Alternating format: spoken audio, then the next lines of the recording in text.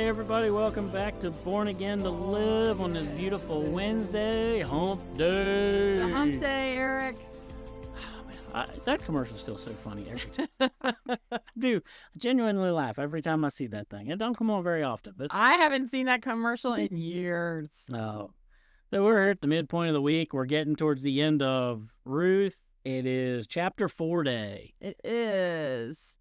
Chapter 4 day. Okay, so this is where we button this whole story up. It's been a very interesting look at just this little tiny section of God's people.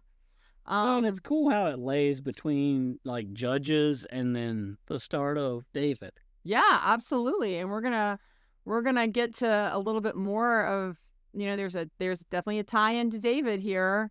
Spoiler alert, if you don't know your book of Ruth, or if you didn't read ahead, you're going to find out why. But I know it is placed in a very interesting section of the Old Testament. So, all right, we're going to move on. Let's see. When we last left off, Ruth was at the feet of Boaz, and he was going to find out if he said there's a kinsman that's even closer than I am that kind of has this would be his responsibility and or first privilege, right, for the taking. And so he was going to find out if that was indeed the case. So yep, he was going to get ready to go talk to him, and Naomi said just chill out and let him do his thing. Absolutely. So all right, here we go. So meanwhile, Boaz went up to the town gate and sat down there just as the guardian redeemer he had mentioned came along. I love it how back in the day, Eric, they couldn't call anybody. They didn't leave a Post-it note. They just had to sit around and wait for you to walk by. Oh, hey, I wanted to talk to you. Right? Well, in the city gates where all the business happened. That's where all the deals, all the things went on. And it was a tradition for the elders to go up and sit at the gate basically all day. That was their seat of precedence, to just sit there and wait for people to come and to see who new come in, to greet them, to make sure they was safe for the town or whatever. Yeah. And then if you had business to do, you just went up to the town gate and you picked out your person and you said, all right, let's do this. Yeah. I just love it how he's just sitting there waiting for this guy to come along, and here he came along. So Boaz said, come over here, my friend, and sit down. So he went over and sat down. Boaz took 10 of the elders of the town and said, sit here, and they did so. Then he said to the guardian redeemer, Naomi, who has come back from Moab, is selling the piece of land that belonged to our relative Elimelech. I thought I should bring the matter to your attention and suggest that you buy it in the presence of these seated here and in the presence of the elders of my people. If you will redeem it, do so. But if you will not, tell me, so I will know. For no one has the right to do it except you, and I am next in line. So he says, I will redeem it. Then Boaz said, on the day you buy the land from Naomi, you also acquire Ruth the Moabite, the dead man's widow, in order to maintain the name of the dead with his property. At this, the guardian redeemer said, then I cannot redeem it because I might endanger my own estate. You redeem it yourself. I cannot do it. Do we want to stop there or keep going? No, we can talk about that a little bit. Okay. So yeah, we talked about it a little bit, off air, but anyways, we'll start with he had 10 witnesses. That's how business was done back then. You just the person you were gonna do business with, you sat down and talked, and you had 10 people who were witnesses. You didn't have to draw up a contract. You didn't go to the county court and file it. Yeah, you didn't have to file a deed or anything. It was like, hey, I'm gonna buy your land, and you all saw that this has happened, right? Yes. And that's how business was done. I don't know if we could ever get back to just that honesty. No, I don't think so. Kind of be nice. But so I think the cool thing, though, is so he would still be buying the land from Naomi, right? So she would be getting some money, so that's good. But at the time anyway, women could not own the property. The men owned the property, which is why she couldn't own it. But at least she could get paid for it. Yeah. So that might at least buy her some comfortableness in her widowed years. Yeah. So that's good. Yeah, right? And speculation is by being a widow, she could sell it. And then the Jewish tradition then, as God set up this system, the year of Jubilee, she would get it back. Okay. So the year of Jubilee was every seventh year, basically. So 49, I think the 49th year there was a Jubilee or something like that. I thought it was the 7th. Or maybe the 7th year. I don't remember. But anyways, the Jubilee year, they would all all deals went back to the original person. So if you bought a slave, or if you bought a piece of land, or you bought anything, you just immediately went back to that person, and then it was theirs again, and they could resell it to you. Yeah. But you had to give it back no matter what. You didn't just outright buy somebody's inheritance and then keep it forever. You gave it back at the year of Jubilee. It's kind of a cool thing, because it is definitely a reminder that none of it is really ours to begin with. It's all God's, But I'm sure if I had to give back something that I worked a really hard time to earn, I don't know how I'd feel in the moment, Eric. But well, it's same as like when Teddy Roosevelt was the trust buster, like yes, breaking up monopolies. Like it's kind of that same idea That's here, right. because you think about it. If Boaz is the richest guy in his area, and he's just like going around and being like, hey, I'll buy your field. Hey, I'll buy your house. I'll buy yours. I'll buy yours. I'll buy yours. True. And he never has to account for that. You just keep accumulating. But at some point, you're going to be like, why am I wasting money on something I got to get back next year? True. Yeah. So awesome. maybe you just keep people in check too, to where they just don't do that. So yeah. DJ, if you've ever bought any extra land, your Jubilee's coming up. And Big Blue's looking to have a dirt track. No, I'm kidding. Okay, so what I do love though is this guy's like, yeah, I'll redeem it. I'll buy this land, and then it's like, but wait, there's more. Not only do you get this beautiful piece of land, you get a Moabite woman. A Moabite woman named Ruth. Yes, and so then go into this a little bit more, Eric, because you said, then he said, I cannot redeem it because I might endanger my own estate. You redeem it yourself. He's talking to Boaz. I can't do it. So why was this an issue? Why did all of a sudden he's like, no, I can't endanger my own estate? Talk to that. From what I see and read and everything here is that basically he already had children probably with his current wife.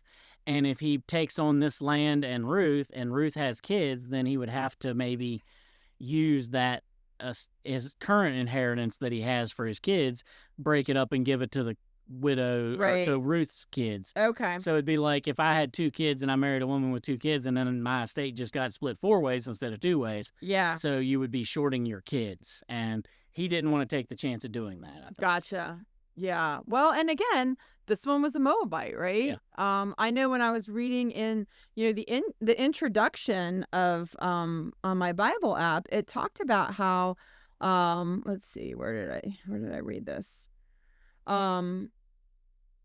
So there was a part in the earlier Testament where the Moabite, because the people of Moab didn't help the Israelites when they came out of Egypt, it says the law didn't permit any descendant of a Moabite to join Israel down to the 10th generation. So they were really quite a snubbed people. I mean, you want to talk about holding a grudge. I mean, right? Yeah. So, so which I think makes this whole story all the more interesting, because as we were talking, like, in a way, Ruth didn't have the same rights as an Israelite. She was a Moabite. Yeah. But I think because she decided, she chose the family of Naomi. Like, she didn't go back to her home. She chose to worship the God that Naomi worshiped, to live with her, to die with her. Like, she, in essence, became part of this family. Yeah. And I think this is a really cool picture of sort of the kingdom of God, right? Like, you are this estranged person. You are down on your luck. You're downtrodden. But this woman is committed. And now we get to see this kind of awesome, happy story kind of play out towards the end here. So, okay. So the guy that had top picking said, no, you can redeem it yourself. All right. So now we get into the footwear agreement. The deal making, right? A signing of a contract with a shoe. Here we go. Now, in earlier times in Israel, for the redemption and transfer of property to become final, this kind of just make me laugh, but okay. One party took off his sandal and gave it to the other. This was the method of legalizing transactions in Israel.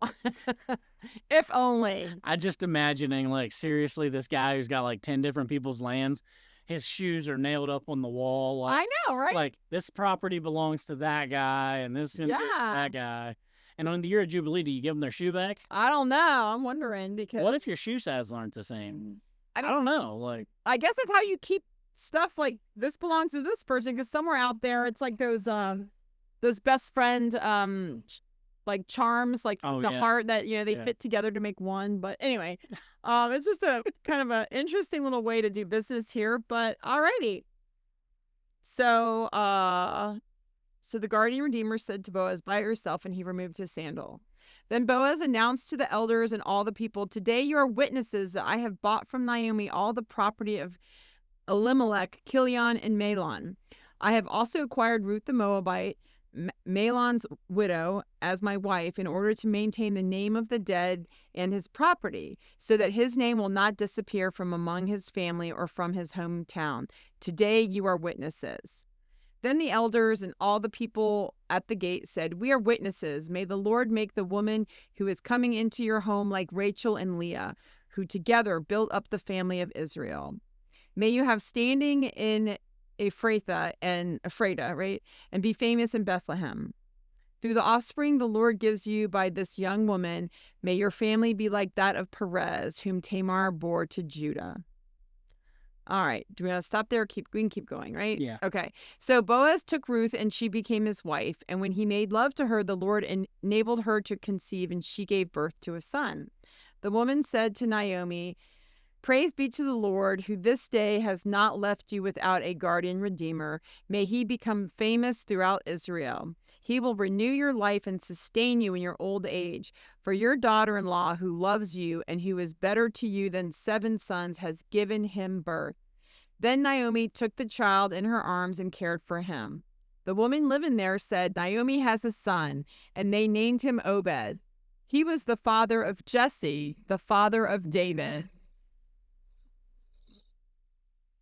That's a cool story. That is a cool story. I mean, the way it just worked out like that and just so cool.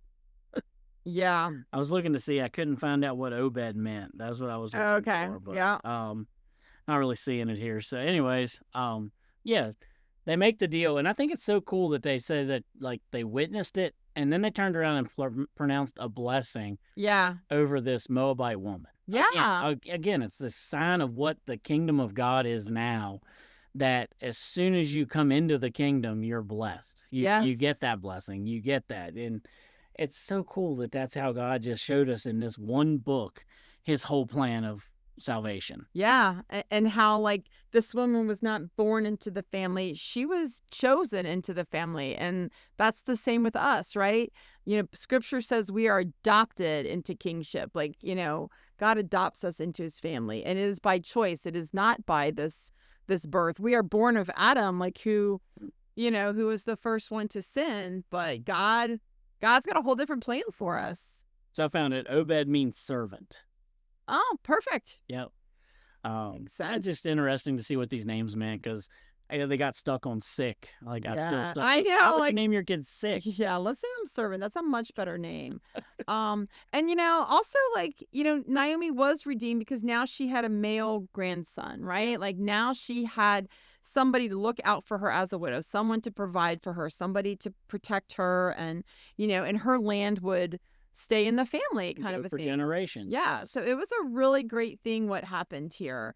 And I love that she says, may my son, be famous throughout Israel. That's an interesting thing to ask for. I mean, especially this day and age, Eric. I wouldn't wish fame on anybody, but I have a feeling, when she says it that way, it's just like that he would have greatness. And then, man, we go on to learn a lot about maybe Obed is not necessarily the big rock star in the Bible, but along comes Jesse, the father of David.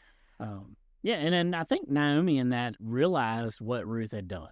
Yeah. I believe that at that point when she asked for that she was really truly in the understanding of, wow, this woman could have left me. She could have given up and just went back to her people and been normal back there.